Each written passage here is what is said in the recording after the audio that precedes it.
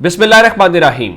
लाखों करोड़ों दुरूदो सलाम मोहम्मद मुस्तफ़ा सल्लल्लाहु अलैहि वसल्लम और आले मोहम्मद पर। मैं हूं उमर दराज गोंदल। अब आईनी बेंच बन गया है, लेकिन आईनी बेंच वालों के लिए पहली बुरी खबर यह है कि सिर्फ 2 महीने के लिए बना है। अगर ये 2 महीने के लिए बना है तो क्या इस हवाले से अगला जो जुडिशल कमीशन का इजलास होगा, क्या उसमें आईनी बेंच का सरबराह भी तब्दील हो सकता है या बेंच ही तब्दील होगा और आईनी बेंच का सरबराह वही रहेगा? मैं जरा जुडिशल कमीशन ऑफ पाकिस्तान का मीटिंग का जो ऑफिशियल एलामिया जारी किया गया है वो आपको पढ़ के सुनाता हूं। लिखा गया जी, पाकिस्तान का अदालती कमीशन यानी जुडिशल कमीशन ऑफ पाकिस्तान, जिसे 26वीं आईनी तरमीम के तहत दोबारा तश्कील दिया गया है, ने आज supreme court of Pakistan Islamabad में अपना पहला इजलास मुनक्किद किया। इजलास की सदारत justice Yahya Afridi, chief justice Pakistan और अदालती कमीशन के चेयरमैन ने की। इसमें justice Mansoor Ali Shah, justice Munib Akhtar, justice Aminuddin Khan, विफाकी वजीर बराए कानून इंसाफ जनाब Mansoor Usman Awan attorney general Pakistan, senator Farooq Hamid Naek, senator Syed Shibli Faraz, Sheikh Aftab Ahmed, कौमी असम्बली के रुकन उमर अयूब खान, कौमी असम्बली के रुकन और मोहतरमा खुर्शीद बरोचा ने शिरकत की। चेयरमैन ने शुरका का खैर मकदम किया और उनकी नामजदगी पर उन्हें मुबारकबाद दी। इजलास के आगाज में जनाब उमर अयूब ने कमीशन के कोरम पर इंतराज करते हुए निशानदही की कि एक रुकन की अदम मौजूदगी से कसरते राय में कमी हो सकती है। यानी उमर अयूब की जानिब से कहा गया, चूंकि 13वां मेंबर नहीं है तो इस हवाले से कसरते राय में कमी हो सकती है। इस एतराज को वोटिंग के लिए पेश किया गया और अक्सरियत ने इस बात की तौसीक की कि कार्रवाइयां आइन के मुताबिक हैं और एक रुकन की अदम मौजूदगी में भी जारी रह सकती हैं। अच्छा, वो जो 12 में से 9 अरकान ने कमीशन की तश्कील को दुरुस्त दिया, उमर अयूब और शिबली फराज ने मुखालफत की और इस तरीके से यह मामला जो है वो आगे चला गया। अच्छा, अब मजीद इसमें लिखा गया है कि कमीशन ने अपने फराइज को अंजाम देने के लिए एक मुस्तकिल सेक्रेटरिएट के कयाम के ऊपर गौर किया और गौर व फिक्र के बाद कमीशन ने चेयरमैन को इसके कवायद की तैयारी और कयाम के साथ आगे बढ़ने का इख्तियार दिया। मजीद लिखा कि कमीशन ने सुप्रीम कोर्ट के अंदर आईनी मामलात मुकदमात पर गौर करने के लिए एक आईनी बेंच के कयाम पर भी गौर किया। चीफ जस्टिस ने आइन के आर्टिकल 175A के तहत आईनी बेंच के बारे में जजों की आरा का इजहार किया और बेंच की मखसूस मुद्दत का मशवरा दिया। दीगर शुरका ने भी इस मामले पर अपनी आरा का इजहार किया, जिस पर गौर खोज किया गया। वोटिंग के बाद अक्सरियत 7 में से 12 ने 4 सूबों की नुमाइंदगी के साथ, यानी इसमें कहा गया हमने 4 सूबों की नुमाइंदगी की है, बराबरी की बुनियाद पर नहीं है।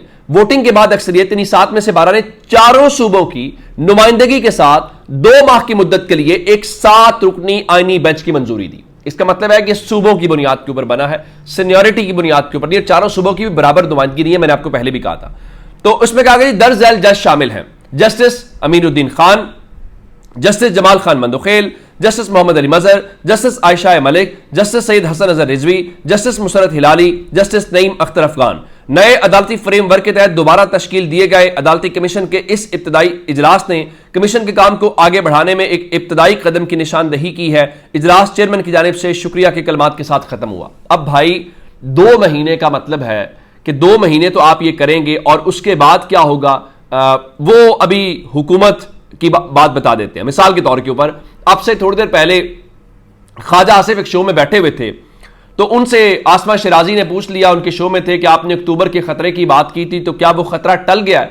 तो ख्वाजा आसिफ ने कहा जी, मैंने अक्टूबर में हुकूमत को खतरे की जो निशानदही की थी वो खतरा अब टल गया है और उन्होंने मौसम खुशगवार होने की और मतला साफ होने की बात की है। और मजीद लिखा कि बाकी कोई चीज इस बात की जमानत नहीं दे सकती कि अक्सरियत होने के बावजूद मुश्किलात नहीं आएंगी। यानी इस हुकूमत को अभी तक ये यकीन नहीं आ रहा कि भाई हमारे पास अक्सरियत है और अक्सरियत होने के बावजूद हमारे लिए मुश्किलात नहीं आएंगी। अब ये इमरान खान से कितने डरे या घबराए हुए हैं।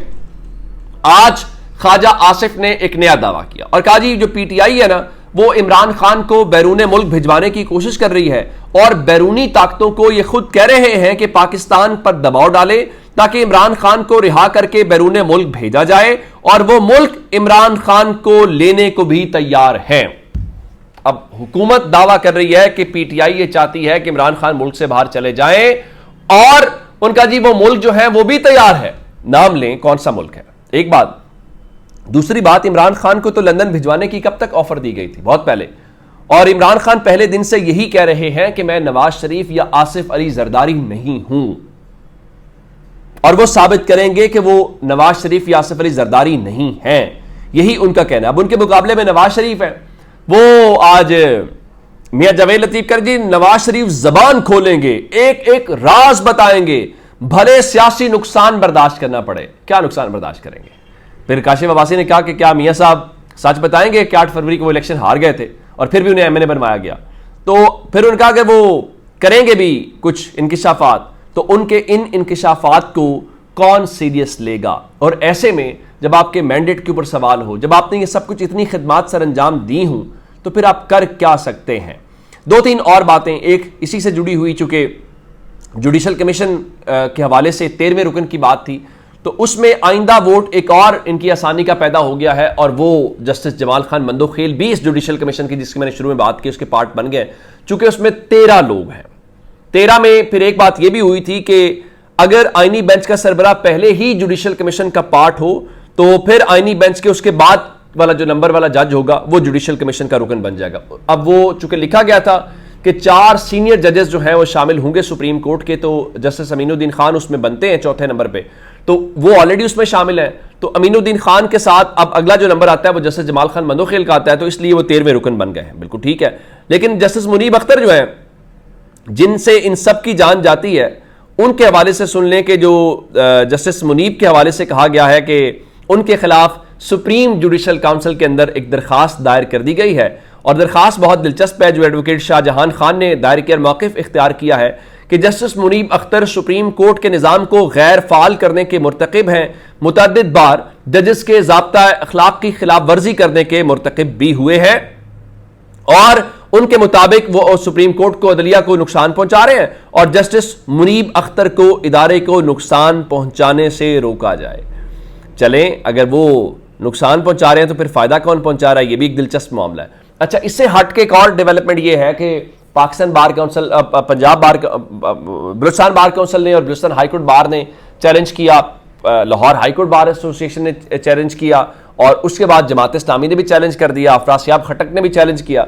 तो 26वीं आईनी तरमीम के खिलाफ एक और दरखास्त दायर की गई है, और वो जो अपोजिशन लीडर है पंजाब असम्बली के, उन्होंने इस सिलसिले में अजहर सिद्दीक एडवोकेट के जरिए यानी दरखास्त दायर की है, और उसको डायरी नंबर भी अलॉट कर दिया गया है, और ये कहा है कि तरमीम आइन के बुनियादी ढांचे से मुतसादिम है, और अदलिया की आज़ादी को सलब करने का इख्तियार पार्लियामान के पास नहीं है। सुप्रीम कोर्ट करार दे चुकी है कि बुनियादी हुकूक को ख़त्म या कम नहीं किया जा सकता, तो अदलिया की आज़ादी से मुतसादिम तरमीम को कलअदम करार दिया जाए। वैसे एक सवाल है, टाइम था या अफरीदी साहब के पास और सुप्रीम कोर्ट के पास, जो उन 2 जजेस ने फैसला किया था उस बुनियाद पे आप करते, लेकिन अब तो अपने इख्तियारात आपने जस्टिस अमीनुद्दीन खान को दे दिए हैं। अब उस आईनी तरमीम के जो बेनिफिशरी हैं उन्होंने इस बात का फैसला करना है।